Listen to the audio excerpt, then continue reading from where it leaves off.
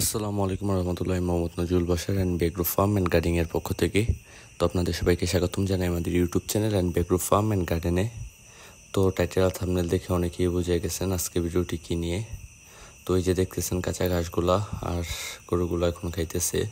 তো এই ঘাসগুলো আমরা কোথা থেকে সংগ্রহ করি, তো আজকে আপনাদের সেটাই দেখানোর চেষ্টা করব।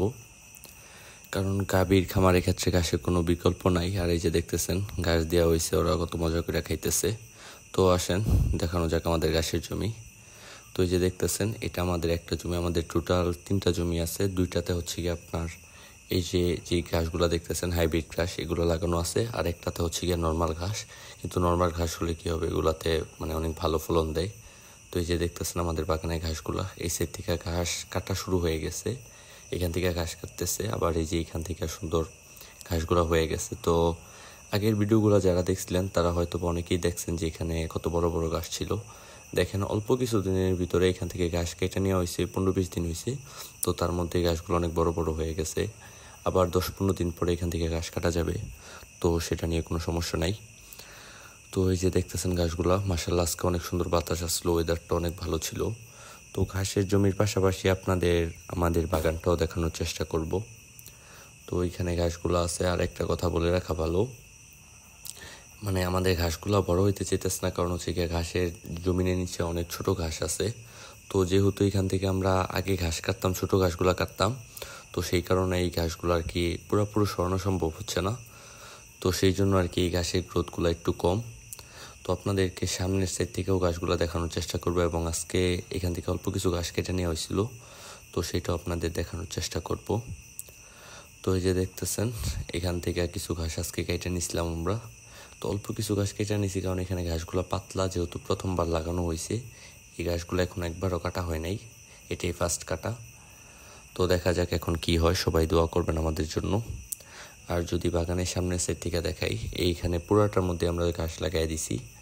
এই যে দেখতেছেন এদিকের ঘাসগুলোও এতটা ভালো হয় নাই পিছনের দিকে যেরকম হয়েছিল, কারণ এদিকে জৈব সারটা একটু কম ছিল। আর আজকের আকাশের ভিউটা তো দেখলেনি, তো অনেক সুন্দর মেঘ হয়েছে। আর এই যে এখানে ঘাসগুলো একটু চিকন চিকন, কারণ এখানে সেরকমভাবে গোবর দেওয়া হয় নাই। আর দেখতেছেন পেয়ারা গাছটা, মাশাআল্লাহ অনেক ভালো পেয়ারা আসছে। তো এরকম গাছ দেখলেই ভালো লাগে। তো আপনাদের ভিডিওর ফাঁকে একটু দেখাও নিলাম। তো আর সামনে বলতে গেলে এখানে পুরা জায়গাটার মধ্যে ঘাস লাগানো আছে। আর যে আরেকটা জমি আছে, দ্বিতীয় জমিটা, ওইটাও দেখাবো। আর 3 নাম্বার যেটা আছে ওইটা আসলে অনেক দূরে, ওইটা আরেকদিন দেখানোর চেষ্টা করবো। মানে এই যে এখানে আসছি এই জায়গা থেকে অনেকটুকু দূরে, তো ওটা আরেকদিন দেখানোর চেষ্টা করব। তো এখানে যদি দেখেন এখান থেকেও আমরা প্রায় 8-10 দিন ঘাস কাটতে পারবো, বাগানে যতটুকু ঘাস আছে। তো জানেন আমাদের গরু বেশি না, মাত্র 8-9টা গরু আছে। তো ইনশাল্লাহ অল্প কিছুদিন পরে গরুর সংখ্যা আরও বৃদ্ধি পাবে। তো সবাই দোয়া করবেন। আর এই যে দেখতেছেন কি পরিমাণ আগাছা হয়ে আছে, কারণ আসলে ঘাসের জমির দিকে ওরকমভাবে ফোকাস দেওয়া হইতেছে না, যার কারণে ঘাসের এই অবস্থা। আর এই যে দেখতেছেন এটা হচ্ছে গিয়া ওই যে ছোট ছোট ঘাস, ভিডিও শুরুতে আপনারা যে দেখলেন ওই ছোট ঘাসের জমি। দেখতেছেন আলহামদুলিল্লাহ অনেক বড় একটা জমি, এখানে অনেকটুকু জায়গা আছে, প্রায় 2 বিঘার কাছাকাছি। তো দেখতেছেন এই যে এখান থেকে এই কাটা থেকে ঘাস কাটা শেষ, এবং এটা থেকেও ঘাস কাটা শেষ। এই সাইড দিয়ে কিছু ঘাস আছে। আর হচ্ছে গিয়ে যে একটা ছেলে দাঁড়ায় শয়তানি করতেছে, ছোট ভাই। আর হচ্ছে গিয়ে নিচের সাইডে আরও 2 কাঠার মধ্যে ঘাস আছে।